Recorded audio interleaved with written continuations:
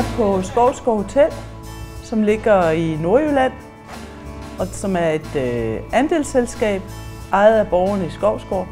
Det er oprindeligt et gammelt jernbanehotel. Det har 100 år på bagen. Og de kunder, vi har nu, det publikum, der er, det er i høj grad dem, som det altid har været.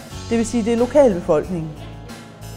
Det er også en del af hotellets vedtægter, at foreninger kan låne lokaler gratis. Så laver vi også andre tiltag, sådan noget som ølsmagningsaften, ikke også? Og modeshow og dilettantteater og alle mulige ting. Hotellet blev oprettet med det dobbelte formål at fortsætte hoteldrift i Skovsgård og at oprette arbejdspladser på særlige vilkår for folk, som ikke var i stand til at varetage en arbejdsplads på det normale arbejdsmarked.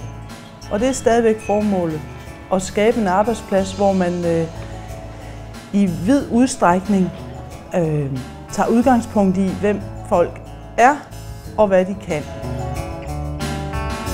I samarbejde med den virksomhed, der hedder Rød og Død, som er det økologiske gartneri, der driver vi et bofællesskab. De fleste, der er i bofællesskabet, bor ikke fysisk i bofællesskabet, men bor i deres egen lejlighed eller hus rundt omkring i byen.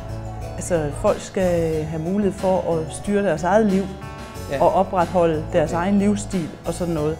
Det er ikke en institution, det er et netværk.